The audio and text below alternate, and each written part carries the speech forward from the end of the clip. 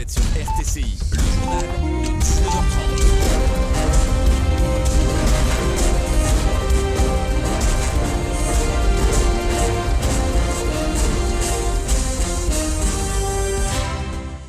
Au sommaire de cette édition, le régime yo-yo perdure dans le bassin minier avec le blocage une énième fois des routes conduisant aux unités de production, tandis qu'à Menzel Bouzayen, des éléments ont barré la route aux camions de la CPG.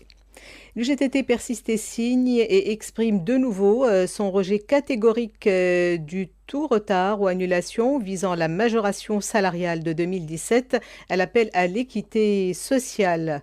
Des efforts sont déployés pour rapatrier 75 Tunisiens arrêtés par les autorités saoudiennes pour avoir dépassé leur durée de séjour dans les lieux saints durant l'Umra. Bonsoir à tous. C'est toujours la descente aux enfers dans le bassin minier. Les activités d'exploitation dans le bassin minier connaissent actuellement une nouvelle crise. Amdil et Metlaoui, les issues menant aux unités de production sont bloquées, alors qu'à Menzel Bouzayen, les protestataires ont barré la route devant les camions de la CPG. Le point avec notre correspondant à Gafsa, l'Ardar Suite. Les carrières d'Amdil, Mzind et Jallabiya, qui produisent à elles seules entre 5000 et 6000 tonnes par jour, ont suspendu toute activité sous la pression des chômeurs demandeurs d'emploi. À Metlaoui, les sitineurs, toujours parmi les chômeurs diplômés demandeurs d'emploi, immobilisent les trains chargés de phosphate, paralysant le trafic ferroviaire entre les mines d'Omlaraï, Serdaïf et les usines d'engrais chimiques d'Amdil. Ce matin, une patrouille des forces de sécurité intérieure a essayé de rompre le sit-in et libérer les trains chargés de phosphate à l'amiable au moyen du dialogue, mais c'était peine perdue. Cet après-midi, plusieurs bandes de jeunes protestataires de Menzel Bouzayen sont descendus dans la rue et barré la route entre Sfar et Gafsa par des obstacles matériels. À ce barrage, les indignés s'en prennent spécialement aux camions de transport du phosphate qui se dirigent ou reviennent de Sfax. Tel est le climat qui règne aujourd'hui sur le phosphate devenu souffre-douleur pour un oui, pour un non. Tandis que l'UGTT exprime de nouveau son rejet catégorique de tout retard ou annulation visant la majoration salariale de 2017, elle appelle le gouvernement à verser les majorations selon les tranches fixées et l'échéancier convenu. Elle appelle aussi à une justice fiscale s'appuyant sur l'équité.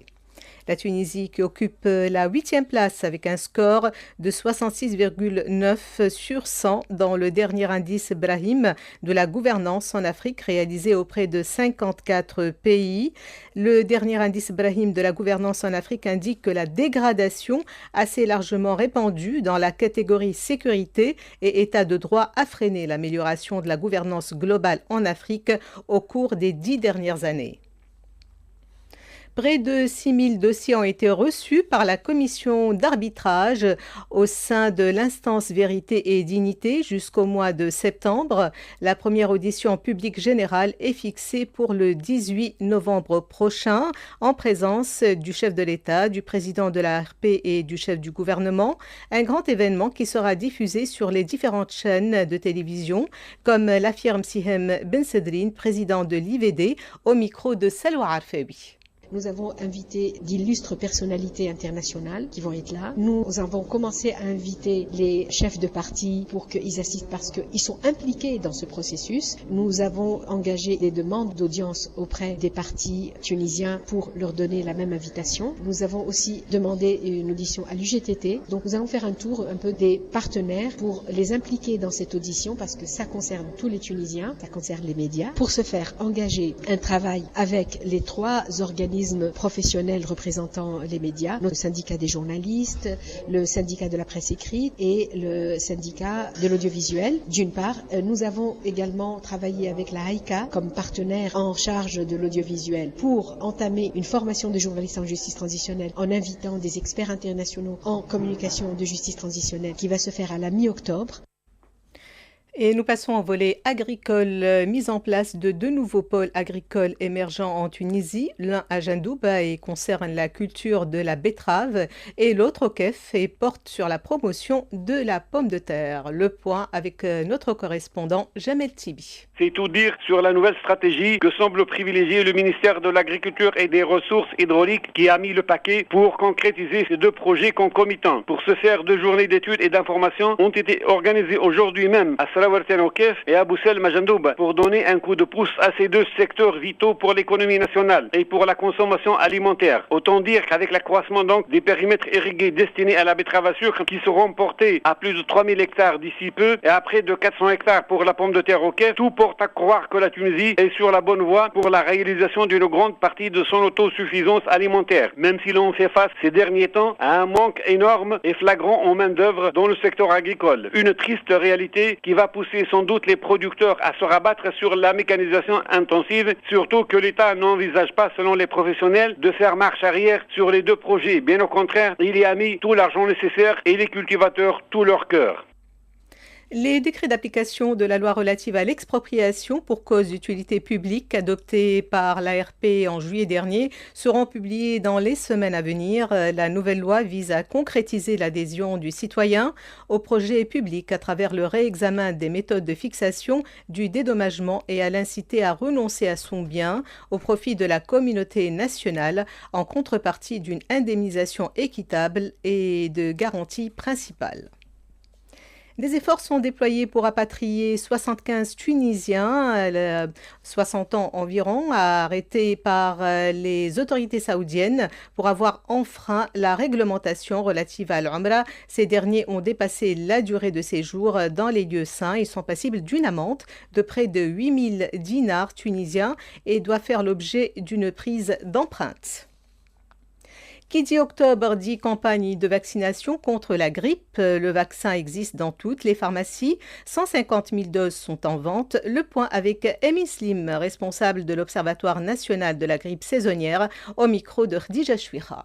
Nous avons importé déjà 150 000 doses qui sont disponibles dans toutes les pharmacies avec le même prix que l'année dernière et 150 000 autres doses qui compléteront les 300 000 doses annuelles seront disponibles d'ici une quinzaine de jours. Alors nous recommandons vivement de vacciner bien entendu les sujets à risque contre la grippe et spécialement les personnes âgées de plus de 65 ans, les sujets ayant des pathologies pulmonaires comme l'asthme, les dilatations de bronches, les bronchites chroniques, les malades atteints de diabète, les jeunes enfants âgés de 2 à 5 ans qui vont dans les crèches et les jardins d'enfants et qui sont transmetteurs du virus. Le vaccin de cette année a changé par rapport à l'année dernière. Il y a une nouvelle souche de virus AH3N2 qui est la souche de Hong Kong, qui est la plus récente et qui est mieux adaptée cette année pour la protection contre ce type de virus.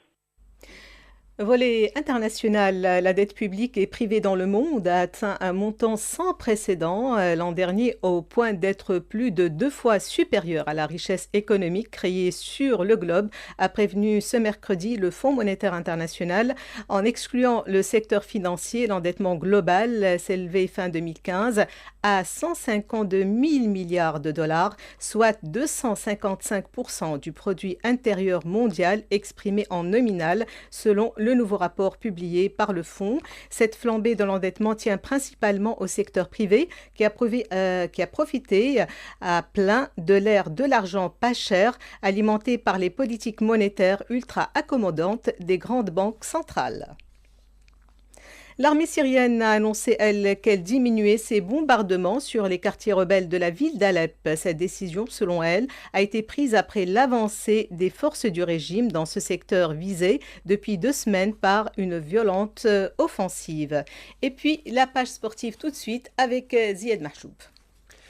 Premier match de la première phase de la Ligue 1 professionnelle, l'Union sportive de Bingelden s'est imposée cet après-midi face à l'Union sportive de Tataouine sur le score d'1-0. Cette victoire permet à Bingelden, qui compte toujours un match en moins, de remonter à la 3e place du groupe A. La Tunisie et la Guinée s'affronteront dimanche à partir de 18h au stade Mostafa Benjanet de Monastir dans le cadre de la première journée des éliminatoires du mondial Russie 2018. L'adversaire des Aigles de Carthage sera privé de 3 joueurs. Il s'agit de Bounassar, Al-Khalil Bangoura et Sonko. Le joueur de tennis tunisien Melk Jaziri, 50e mondial, a battu ce mercredi l'Argentin Guido Pella, 57e mondial, en 2-7, 6-4, 6-4 et s'est qualifié pour le deuxième tour du tournoi de Pékin. Melk Jaziri devra affronter demain matin le Canadien Milos Raonic. Et puis, sachez que la Transtu informe les usagers de la ligne TGM que le trafic entre les stations Le Cram et la Marsa plage, sera effectué sur une seule voie à partir de demain à 21h jusqu'au 24 octobre à 5h du matin. Ce changement entre dans le cadre des travaux de réfection de la voie ferrée.